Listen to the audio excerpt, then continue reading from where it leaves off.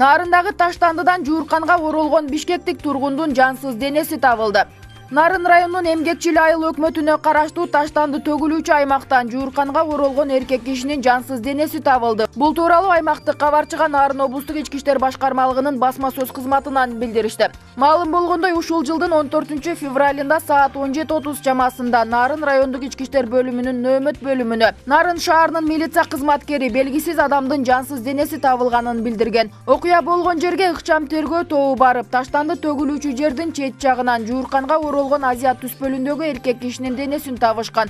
Маркумдун жансыз денесине кароо жүргүзгөн учурда киши колдуу болуп өлтүрүлгөн белгилер аныкталган. Бул окуя боюнча жүргүзүлгөн ыкчам иликтөө иштеринин натыйжасында Нарын облустук ички иштер башкармалыгынан жана Нарын райондук ички иштер бөлүмүнүн кызматкерлери тарабынан маркумдун өздүгү аныкталып, ал Бишкек шаарынын Ак-Үргө жаңы конушунун 43 жаштагы Үй аттуу тургуну болуп чыкты. Ошондой эле милиция кызматкерлери тарабынан кылмышка шектүү катары Нарын районунун 32 жаштагы ИУЛМ аттуу тургуну кармалды. Шектүү кылмыштын изин жашыруу максатында жабырлануучунун жансыз денесин Таштанды төгүлүүчү жайга таштап кеткен.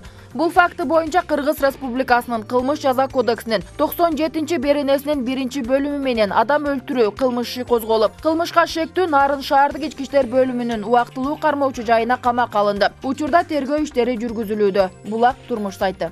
Таласта балык уулап жүрүп каза болгон аял жүрөгү оорудан мерт болгону такталды. 17 февралда балык уулоого кетип, суудан жансыз денеси табылган 63 жаштагы аялдын жүрөгү оорусу кармап каза болгон. Бул тууралуу Өзгөчө кырдаалдар министрлигинен билдиришти. Маалыматка караганда анын жүрөгү оорусу кармап сууга чөгүп кеткен. Каза болгон аял буга чейин күндө түшкү саат 14:00дон кечки саат 20:00 чамасына чейин балык уулоого чыгып турчу. Каза болгон күнү да балык уулоочу жабдыктарын алып үйүнөн чыгып кеткен.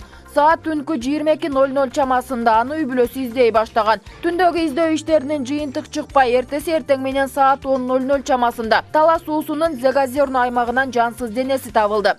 Окуя тууралуу буга чейин Өзгөчө кырдаалдар министрлигинин Талас шаарынын 1956-жылы туулган тургуну ВМ 17 февралда балык уулоо үчүн Талас суусуна кетип, эртеси күнү жансыз денеси табылгандыгын билдирген. Аны издөө иштерине 18 февраль күнү саат 08:55 чамасында Өзгөчө кырдаалдар министрлигинин номер 17 өрт куткаруу бөлүмүнүн 12 куткаруучусу, райондук ички иштер бөлүмүнүн 7 кызматкери жана туугандары чыгып кетишкен. Алар аялдын денесин саат 08:50 Талас суусунун жээгинен табышкан болчу. Булак турмуш сайты.